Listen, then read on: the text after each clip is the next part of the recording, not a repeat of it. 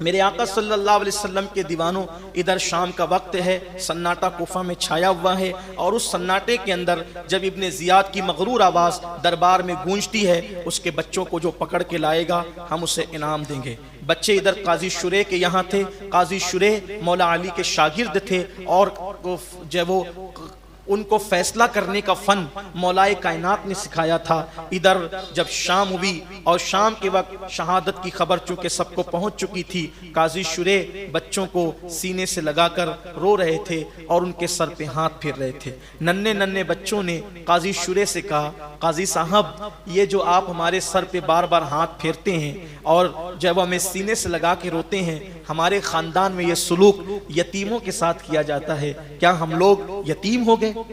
ننھے سے بچوں نے جب پوچھا، قاضی صاحب کیا ہم لوگ یتیم ہو گئے؟ یہ سلوک تو ہمارے خاندان میں یتیموں کے ساتھ کیا جاتا ہے۔ جب قاضی شریح نے یہ جملے ان ننھے بچوں کی زبان سے سنا تو گویا کہ تیر چل گیا ایک دل پر، اور قاضی شریح دونوں شہزادوں کو سینے سے لگا کر پھوٹ پھوٹ کر رونے لگے، کہنے لگے، بچوں، پیارے بچوں، مصطفیٰ جان رحمت کی گلستان کی کلیاں، ابھی تم یہ ایسی کلیاں ہیں کہ مسکرا کر پھول بھی نہ بن سکی ہے، اور آپ پر یہ مصیبت آئی ہے کہ میں آپ کو نہ اپنے گھر میں رکھ سکتا ہوں اور نہ خود لے جا کر آپ کو مدینہ منورہ پہنچا سکتا ہوں۔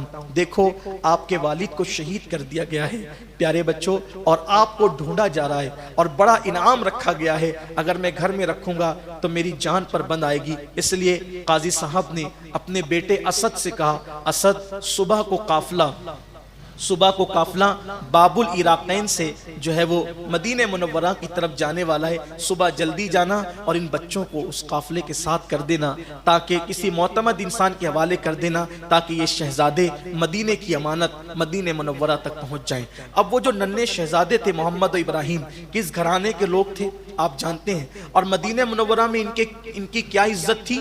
لوگ زمین پہ چلنے نہیں دیتے، گود میں اٹھاتے تھے، کبھی مصیبت نہیں دیکھی، کبھی پریشانی نہیں دیکھی بچوں نے، اس طرح کی زندگی تھی، لوگ احترام کرتے تھے، مدینہ طیبہ کے لوگ بڑی تعظیم کرتے تھے، بڑا احترام کرتے تھے۔ لیکن آج یہ حال تھا کہ جب صبح ہوئی تو قاضی شریح کا بیٹا اسد ان بچوں کو لے کر کے، شہزادوں کو لے کر کے جب باب العراقین کی طرف پہنچا تو اتنی تاخیر ہو چکی تھی کہ مدینہ جانے والا قافلہ روانہ ہو چکا تھا۔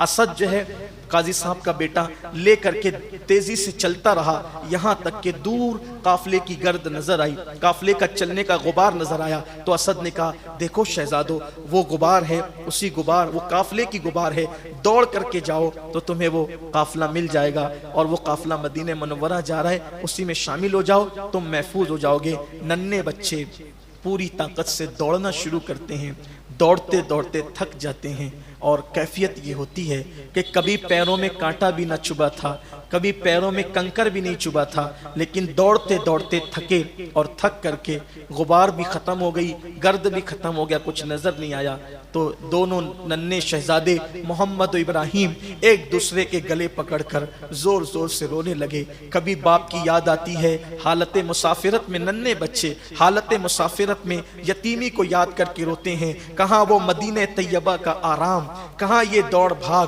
اور پھر تنہائی، اور پھر ابن زیاد کے کارندے، وہ دنیا کے لالچی کتے ڈھونڈ رہے تھے شہزادوں کو، دونوں کو دیکھ کر پہچاننا کوئی مشکل نہ تھا، دونوں پیارے پیارے شہزادے، گلاب کی طرح چہرے والوں کو دیکھا، پہچان لیا، اور لا کر کے ابن زیاد بدنہاد کے پاس پکڑا دیا۔ ابن زیاد کے پاس جیسے ہی دونوں شہزادے محمد و ابراہیم پہنچے، اس نے کہا کہ انہیں جیل میں قید کر دو، میں یزید کو خط لکھتا ہوں، اور حالانکہ وہ یزید کو امیر المومنین کہتا تھا، میں نقل کے طور پہ بھی اس کو امیر المومنین کہنا پسند نہیں کرتا، تاکہ لوگوں کو مغالطہ نہ ہو جائے، مغالطے سے بچنے کے لیے اس نے کہا کہ میں یزید کو خط لکھتا ہوں، اور یزید کیا حکم دیتا ہے اس پر عمل کیا جائے گا۔ جب جیل میں ڈالا گیا تو جیل کا جو داروغہ تھا، جو جیل کا داروغہ تھا، جیلر تھا، اس کا نام مشکور تھا، وہ محب اہل بیت تھا۔ اس نے دونوں شہزادوں کو جب دیکھا کہ شہزادے جیل میں ہیں، اور رات کو جب گھر جانے لگا ڈیوٹی ختم کر کے، تو چپکے سے دونوں شہزادوں کو ساتھ لیا،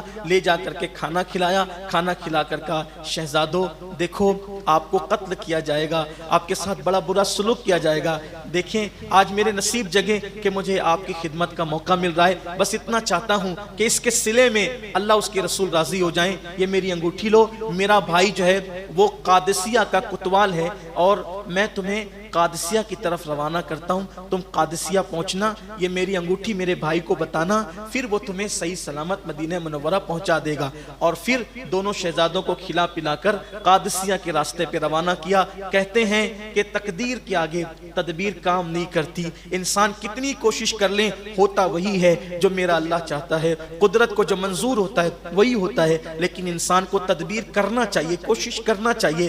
دونوں شہزادوں کو کل کا منظر رہ رہ کے یاد آتا ہے، باپ کی یاد ستاتی ہے، باپ کی شہادت ہو گئی، ماں کی یاد ستاتی ہے، ماں کہیں اور ہے، اور تنہائی ہے، اور کل کا پکڑے جانا، زلفوں کا ایک دوسرے سے باندھا جانا، ہاتھوں میں رسیاں ڈالی جانا، ننھے ننھے بچوں کو یاد آتا ہے تو دل دہل جاتا۔ عمر ہی کیا تھی، 7-8 سال کے بچے، 7-8 سال کی عمر کیا ہوتی ہے، ننھے سے بچے، ہاتھ میں رسیاں باندھی گئی تھی، اب کل کا منظر یاد آتا ہے تو بے چین ہوتے ہیں، بے قرار ہوتے ہیں۔ ایسے میں کبھی چلتے ہیں، پتا کھڑکتا ہے، حضور رئیس القلم اللہ ان کی قبر پہ رحمت فرمائے، کیا نقشہ کھینچا ہے، کہتے ہیں پتا کھڑکتا ہے تو سہم کر کے ایک دوسرے سے لپٹ جاتے ہیں، پھر آگے بڑھتے ہیں۔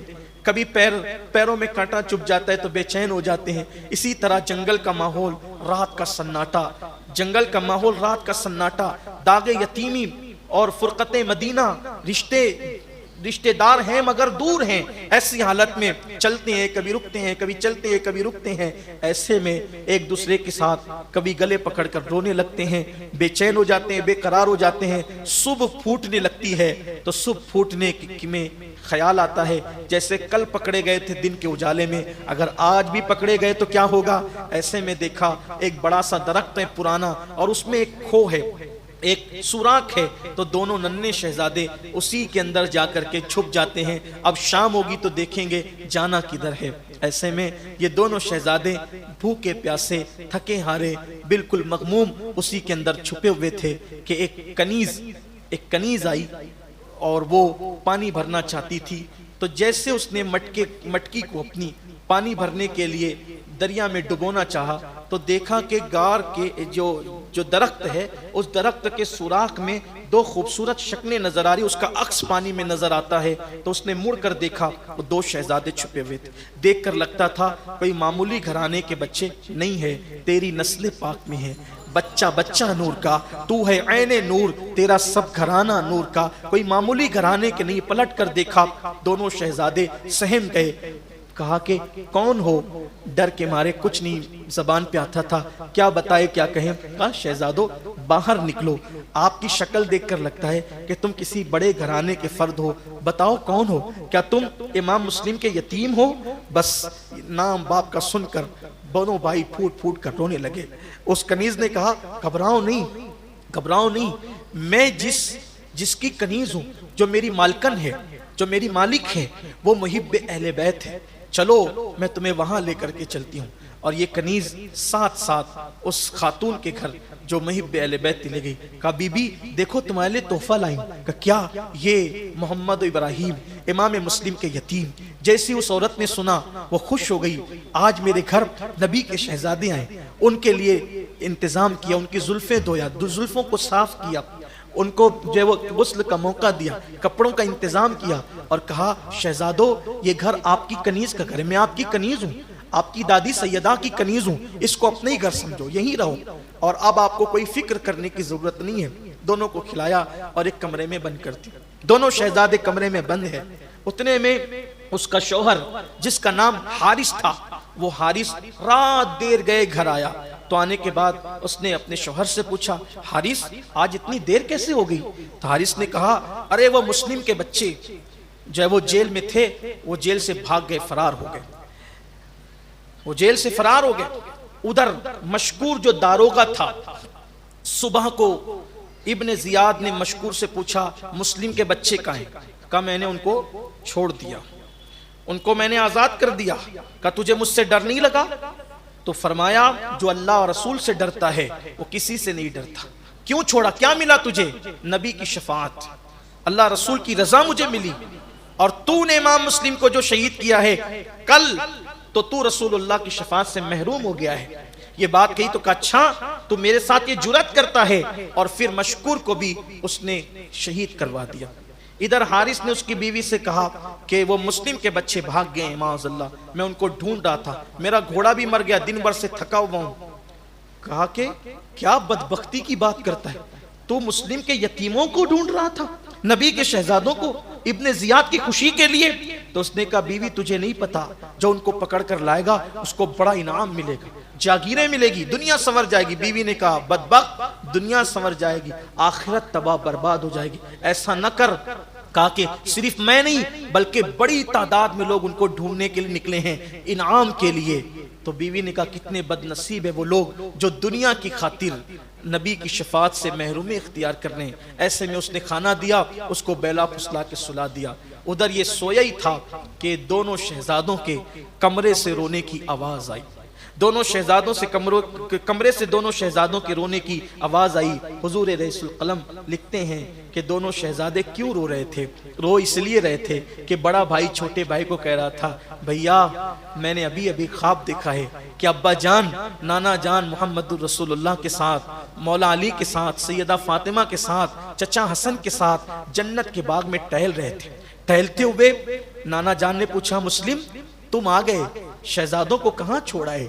تو ابا نے کہا کہ یا رسول اللہ بس وہ بھی کچھ دیر میں آتے ہوں گے۔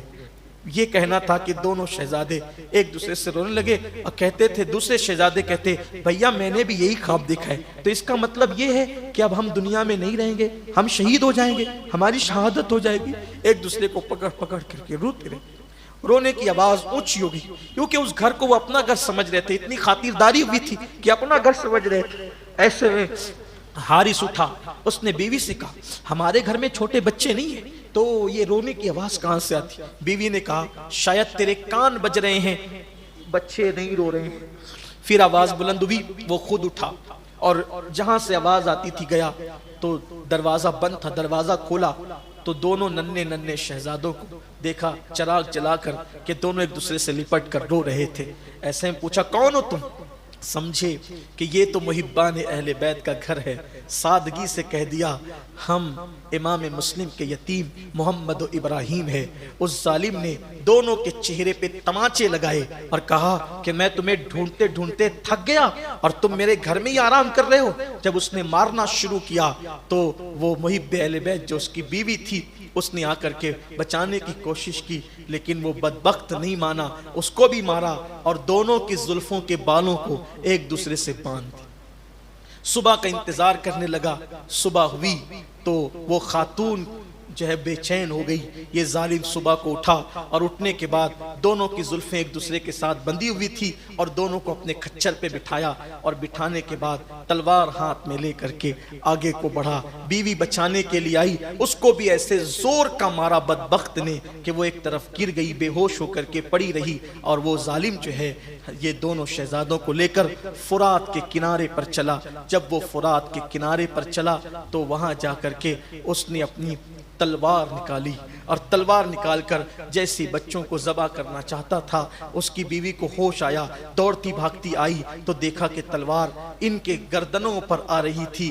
بیوی سامنے آئی، اس نے بیوی کو بھی قتل کر دیا، گویا کہ وہ بھی شہید ہو گئی۔ اب دونوں شہزادے ایک دوسرے کو دیکھتے اور اس سے گزارش کرتے حارث پہلے مجھے قتل کر دو تاکہ بھائی کا غم میں نہ دیکھ سکوں۔ چھوٹا بھائی کہتا کہ پہلے مجھے قتل کر دو تاکہ بڑے بھائی کا غم نہ دیکھ سکوں۔ ایسے میں اس ظالم نے دونوں کو ساتھ میں کھڑا کیا اور ایک ہی وار میں دونوں شہزادوں کو، ننھے شہزادوں کو شہید کر دیا اور ان کے دونوں کے سر ٹوکرے میں ڈالا اور دونوں کی لاشیں گویا کہ اس نے وہیں پر ڈال دی، فرات میں ڈال دی۔